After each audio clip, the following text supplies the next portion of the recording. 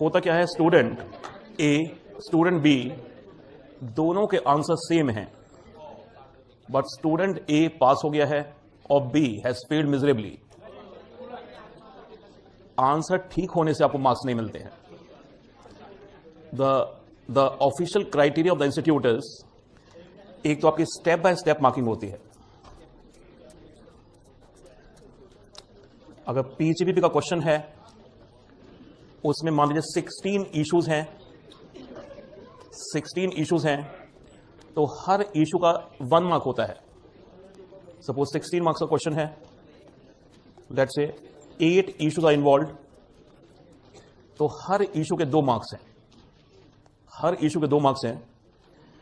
अगर एक इशू आपसे गलत भी हो गया, you will be awarded marks for the 7 issues जो आपने करेक्टली अटेम्प्ट किए हैं। So step by step marking is there. Number 2, correct answer के सिर्फ 50% मार्क्स होते हैं, रिमेनिंग 50% मार्क्स होते हैं। एक आइडेंटिफाई करिए इशू कि क्वेश्चन में एग्जामिनर आपसे क्या पूछ रहा है, और जो भी आप आंसर दे रहे हैं उसकी रीजनिंग, लॉजिक उसे सब्सटेंशिएट करिए। सो अगर किसी भी स्टूडेंट की आपने अगर कॉपी देखी हो, जो लोग निकलवाते हैं इंस्टीट्यूट से, वहां करेक्ट आंसर पर हाफ मार्क होता है और रीजनिंग पर again is a half mark if the issue carried 1 mark each. तो सिर्फ करेक्ट आंसर पर आपको पूरे मार्क्स नहीं मिलते हैं, आपको इशू आइडेंटिफाई करना पड़ता है। जैसे कि डीम डिविडेंड पे क्वेश्चन आया है, उसमें लिखिए the issue under consideration is whether the loan given by the company constitutes deem dividend और नॉट। फिर आप लिखिए कि सेक्शन 222, अभी बताऊंगा, सेक्शन याद नहीं है तो क्या करना है आपने, बताऊंगा अभी आपको। प्रोवाइड करता है कि अगर एक closely held company loan advance देती है शेयर होल्डर को, it is deemed as dividend to the extent the company possess accumulated profits. In the present case, facts of the case, company के रिजर्व सरप्लस इतने हैं, loan इतने का दिया गया है, and therefore this is deemed dividend to this extent. So please do remember, सिर्फ correct answer के मार्क्स पूरे नहीं मिलते आपको इशू आइडेंटिफाई करना, इशू क्या है। नंबर 2, उसका लॉजिक देना, आंसर का सब्सटेंशिएट करना है, रीजनिंग देनी है। अपनी एनर्जी वेस्ट मत करिए इन remembering the section number. Section number याद मत करिए, क्योंकि उसमें एनर्जी खराब होगी आपकी। कोर्स आपने देखा बहुत वास्ट है, और अगर आप गलत सेक्शन लिख देते हैं तो examiner may cross the entire question. अगर 40A3 की डिसअलाउंस है और आपने 40A7 लिख दिया है, एग्जामिनर क्वेश्चन पढ़ता ही नहीं है, सीधा काट देता है। So better not remember the section numbers. आपके और भी सब्जेक्ट्स हैं आपको जो करने हैं, DT is not the only subject. तो सेक्शन नंबर्स याद मत करिए। ऑल्दो कुछ सेक्शंस पर हम इतना घिस चुके हैं, जैसे 47 है एग्जेम्पशंस, 49 है कॉस्ट ऑफ एक्विजिशन, जहां आपको पूरी तरह श्योर है कि सेक्शन नंबर याद है मुझे, तो कोट करिए। Otherwise do not quote a wrong section number. Examiner खुदा खा जाता है। I just tell you what happened. I saw a copy just last month, 2 months back. Student ने बहुत अच्छा पेपर किया था, बट पहले 2 क्वेश्चंस में उसे सेक्शन नंबर्स गलत कोट किए हुए थे। तो एग्जामिनर प्रिजम्पशन ले गया कि स्टूडेंट को कुछ आता नहीं है, उसने आगे के सारे क्वेश्चंस वैसे ही चेक कर दिए। So let me go step by step. First, section numbers याद मत करिए, याद हैं ठीक है, otherwise do not spend energy on remembering the section number. Number 2, जो कोर्ट जजमेंट्स हैं उनके नाम भी याद करने की जरूरत नहीं है आपको, नाम याद करने की जरूरत नहीं है। सिर्फ जजमेंट आपको याद होनी चाहिए, जजमेंट क्या है, फैक्ट्स क्या थे उसके, और लॉजिक क्या दिया कोर्ट ने उस जजमेंट को देने में। ऑल्दो कुछ जजमेंट्स आपको क्लास में याद हो गई होंगे, जैसे RM अरुणाचलम ने किया, बट अगर जजमेंट्स याद नहीं है तो please do not waste your time and energies in remembering the case law name. Exam में ऐसा करिए, इशू आइडेंटिफाई करिए कि इशू क्या है क्वेश्चन में। सेक्शन नंबर नहीं आ तो लिखिए as per provisions of IT act, any expenditure otherwise cross account payee cheque, above 20,000 is disallowed, and therefore in the present case the payment of 27,000 in cash is disallowed. तो section अपने sections आपको cram नहीं करने, mug up नहीं करने, आपको अपने words में एग्जामिनर को समझाना है।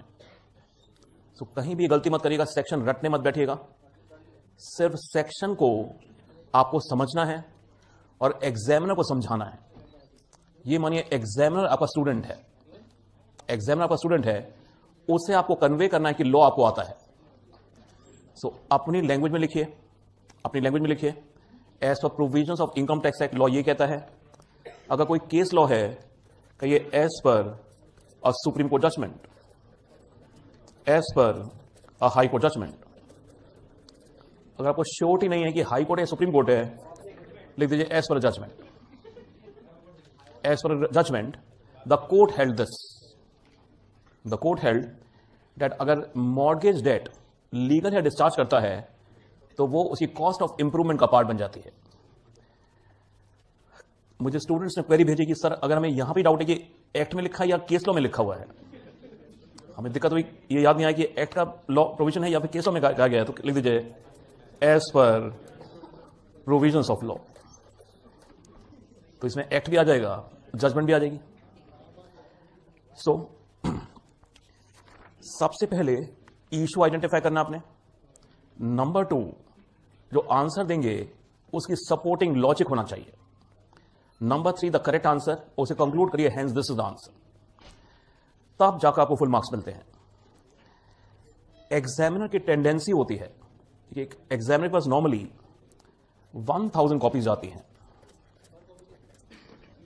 नॉर्मली एग्जामिनर के पास 1000 कॉपीज आती हैं।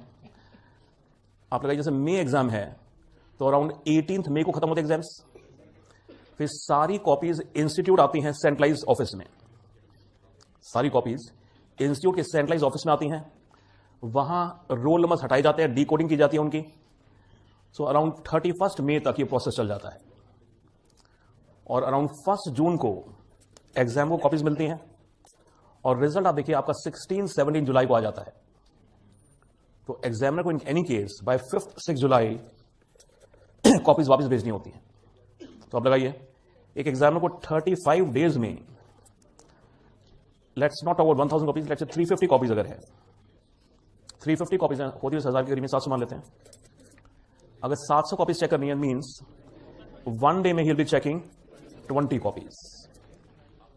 और इंस्टीट्यूट ऐसी कोई हाई रेम्युनरेशन नहीं देता पेपर चेक करने की कि एग्जामिनर बहुत टाइम लगाएगा। मेरे हिसाब से अगर एग्जामिनर एक कॉपी में 15 मिनट भी लगाता है, it means 300 minutes means 6 hours. This is the optimum level he can work upon. So believe me, ऐसा ही होता है।